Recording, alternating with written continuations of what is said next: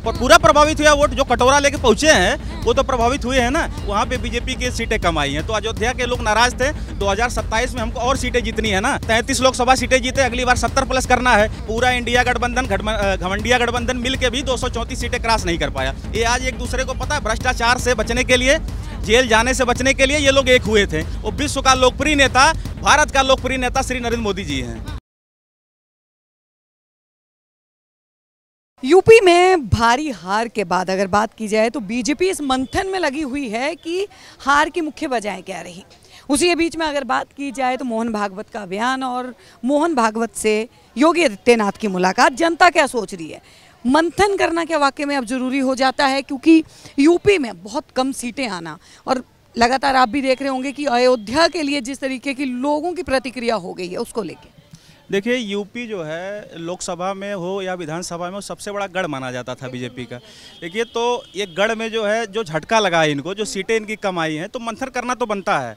और रही बात जो हार का सबसे बड़ा कारण रहा है, वो कारण ये था कि जो मतलब इन्होंने टिकट बंटवारे में इन्होंने गड़बड़ी किया है कि टिकट बंटवारे में जो योगी जी की इन्होंने बात नहीं मानी।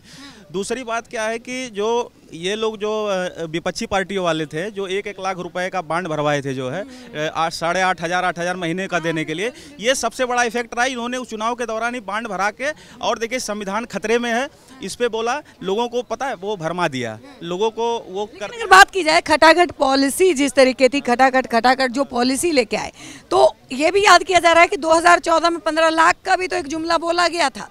तो दोनों पार्टियों में अंतर क्या रह गया? गठबंधन ने भी वही किया। बता रहा हूँ, देखिए, जो मोदी जी ने 2014 में जो बोला था वो टीवी पे आज भी उपलब्ध है, आदमी देख सकता है। उन्होंने ये बोला था कि अगर स्विस बैंक में जो काला धन जमा है वो अगर भारत आते हैं तो प्रत्येक व्यक्ति को 15-15 लाख रुपए मिलेगी। उन्होंने एक आंकड़ा फिट किया था, ऐसा नहीं बोला था कि अगर स्विस बैंक से 15 लाख आएंगे तो हर व्यक्ति को 15-15 लाख मिलेगा। और रही बात इनकी, इन्होंने तो पूरा वादा किया था, अपने मैनिफेस्टो में डाला था ये चीज़ कि 85-100 रुपए खटाखट हर महिला को दिए जाएंगे। और मैं आपको बता देना चाहता हूँ, जो भारत सरकार का बजट लेके खड़े हो जाना अब क्या सही है? जनता मतलब जनता को भ्रमित। अब बताइए, पूरा प्रभावित हुआ वोट जो कटोरा लेके पहुंचे हैं वो तो प्रभावित हुए हैं ना। और सुनिए, ये जो मैं बता दूं, जो ये खटाखट की बात कर रहे थे, आप ये बताइए, भारत सरकार का जो टोटल बजट है 45 लाख करोड़ का है। अगर ये प्रत्येक महिला को अगर ये पता 1 लाख रुपए हर साल इना देंगे ना, तो लगभग 22 दीदी योजना, ये लगभग 22 और 25 लाख करोड़ रुपए पता इसी में इनके चले जाएंगे।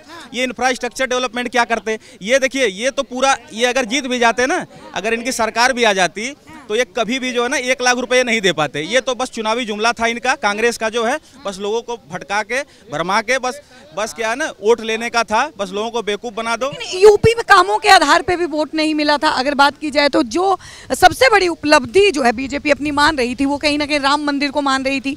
राम मंदिर पे आपने भी देखा होगा किस तरीके से जो है वो अयोध्या वासियों को ट्रोल किया जा रहा है। यूपी का जान के जो है, अयोध्या का जान के लोगों को जो है वो टारगेट किया जा रहा है, कईयों की नौकरियां चली गई हैं। ये कहाँ तक सही? देखिए, रही बात जो मेन अयोध्या है, वहाँ पे बीजेपी जो है ना सबसे बड़ी पार्टी आज भी है। जो मेन अयोध्या, जैसे 5-6 सीटें विधानसभा सीटें वहाँ पे हैं, तो जो अयोध्या सीट थी तो वहाँ पे बीजेपी को सबसे ज़्यादा वोट मिले हैं। तो ऐसा नहीं है, तो अयोध्या की जो नाराजगी, वो फैजाबाद का जो चीज़ है, जो फैजाबाद सीट मानी जाती है ये, तो इस सीट में जो और 4-5 जो सीटें रही हैं वहाँ पे बीजेपी की सीटें कम आई हैं। तो अयोध्या के लोग नाराज थे, ऐसा कुछ नहीं है। अयोध्या में मोदी जी ने विकास किया, पूरे उत्तर प्रदेश में कानून व्यवस्था रहे या इंफ्रास्ट्रक्चर डेवलपमेंट। ये भी बोला जा रहा है अब कि अब विकास की गति को जो है वो थोड़ा कम कर दिया जाएगा यूपी के अंदर, अब के नतीजों को देख। नहीं, एकदम नहीं कम किया जाएगा। 2027 के भी चुनाव है, ऐसा नहीं है, उसमें जनता जो अपनी नाराजगी तो रहेगी। नाराजगी क्यों रहेगी? देखिए, अगर कोई नाराजगी, हम शासन प्रशासन में हैं तो लोग हमसे उम्मीद करते हैं, हो सकता है उम्मीद पे खरा ना उतरे, तो हम उस उम्मीद पे खरा उतरने के लिए और मेहनत करेंगे। 2027 में हमको और सीटें जीतनी है ना। विधानसभा में जो 255 सीटें जीते थे उसको 300 प्लस करना है। अंदाजा लगा रहे हैं कि अब आगे जो है वो बीजेपी बचा पाएगी। 33 लोकसभा सीटें जीते, अगली बार 70 प्लस करना है, तो 400 प्लस भी बोला था भैया। देखिए, 400 प्लस क्या होता है, हम जब मैदान में उतरते हैं ना, कोई एग्जाम देने जाते हैं, तो हम टारगेट मैक्सिमम बैंक दो, नहीं, सुनिए, मैक्सिमम का लक्ष्य रखते हैं। अच्छा ये बताइए, कोई एग्जाम में जब जाता है तो 400 में 400 ही पाना चाहता है, ऐसा नहीं कि मैं 200। हाँ, लेकिन इन्होंने ठीक ठाक पासिंग सिंह माकर पा लिया, एनडीए के साथ मिलकर 293 सीटें इनकी हो गई, 240 अकेले भाजपा की है। पूरा इंडिया गठबंधन घमंडिया गठबंधन मिलकर भी 234 सीटें क्रॉस नहीं कर पाया। आप सोचिए, इन लोगों को तो खुद मंथन करना चाहिए विपक्षी दलों को। ये भाजपा को मंथन करने की बात कर रहे हैं, ये तो मंथन अपना कर रहे हैं। देखिए, भाजपा का सबसे अगर अनुशासित कोई कार्यकर्ता है तो भाजपा का होता है। मैं किसी से कोई भी जाके पता कर ले, वो मंथन इसलिए कर रहे हैं कि उनको आगे भी मजबूती से लड़ना, और ये मंथन नहीं करेंगे क्योंकि इनको पता है जो 99 आरएस मतलब संघ भी जो है वो नाराजगी अब दिखा रहा है। अगर भागवत के बयान को जो अब सुना जाए, और नायडू और नीतीश अगर बात की जाए तो उनके बीच में भी कहीं ना कहीं जो अब मनमुटाव देखने को मिल गया, उसको लेके देखिए संघ, देखिए बीजेपी क्या है, संघ का एक विंग है। मैं बता दूं, जब संघ जो है जो 1925 में आरएसएस बना था तो उससे जनसंघ निकला, जनसंघ से ही बीजेपी निकली है, ठीक है। तो बीजेपी एक विंग है।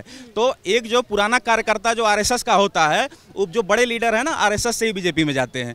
तो फिर बीजेपी और आरएसएस कोई एक दूसरे के कॉम्प्लीमेंट्री हैं। ये दोनों लोग एक दूसरे को जैसे एक कार्यकर्ता के हिसाब से ये दोनों मिलकर ही तो मंथन करेंगे। और रही बात जेडीयू और टीडीपी की इधर उधर जाने की, तो ये नहीं जाएंगे क्योंकि स्टेबिलिटी इधर है।